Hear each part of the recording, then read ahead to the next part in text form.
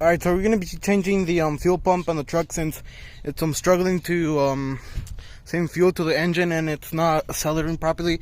So the first thing you want to do is to take out the fuel pump relay. Just take it out and go inside the truck. Alright, so the next step is to start the truck without the relay. You're going to want to let it run a couple times like that until it can't start anymore. Yeah, so the reason you want to do that is so the fuel lines aren't pressured and they don't shoot gas at you while they're under extreme pressure, so it'll be a lot safer. So let's get to it. Alright, so the next step, you want to come to the back of the truck or under and disconnect your taillight plugs. The reason you want to do that is because we're going to be moving the bed so the cables don't catch up with anything and rip. Then you want to come over here where your gas cap is, go under the truck, and there's going to be two 12mm right there. You take that off so you can push this under the sheet metal. And so to make it easier to get to the cables and stuff and the bed bolts, I just took off the tailgate. And so to take all the bolts off the bed, you want a 5-star point bit.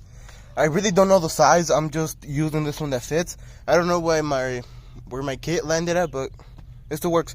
If you can't get these off with the ratchet or something, either use a breaker bar or a impact gun. Alright, so if you have trash like I did, remove it, or as much as you can. Take out the bolts. And if you don't have anybody to help you lift up the bed, I'm going to show you a way how you can do it. You're going to need a jack and to remove the wheels.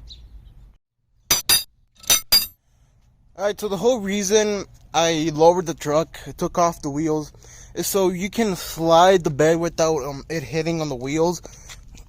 It's a lot easier to do than just having the wheels on. This method is for the ones that don't have somebody else to help them. You could do the method by putting the 2x4s on the bottom, but it's a lot of weight for one person to manage. So in my head, this method is a lot easier for one person. Alright, as you can see, if the wheels were in, the bed would have been hitting them by now. So this is why I did this. And so it's a lot easier to reach the tank here. A lot of people like to jump tank, but I don't. It's too much work, too much cables and stuff. But I am gonna replace the pump.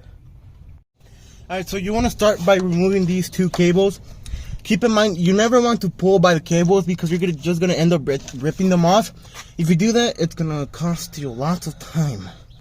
Just to get this wire off the way, you want to disconnect this one so you could just move it around. It's not disturbing you. Alright, so the next step is to remove the fuel lines, but first you have to remove the clips. This is why I told you to remove the relay off the fuel pump layout, because if you had this pressured, it's going to shoot a lot of gas at you really fast. If you want to put the C-clips back on so you know which line is which, like I know this one is the green one and the other one is the orange one, you want to do that so you don't mix up the lines, because I think this one is the sender and that one is the return line. Alright, so now you want to put your jack under the fuel tank. You want to put something flat and long like a 2x4 or something like that. You're going to jack it up and you're going to remove this clip over here.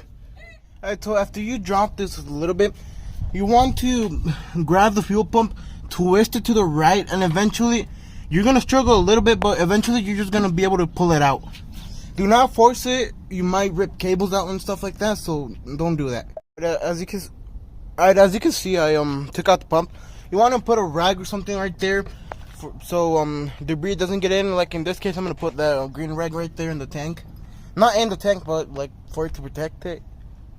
Alright, so in your vehicle it might be different because this is a quote-unquote aftermarket part.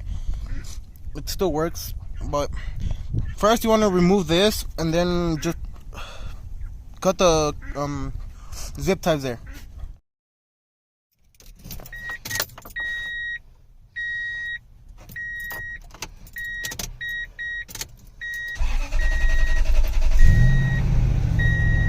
Alright, so to get to these bolts, either you can use this or a little stubby screwdriver.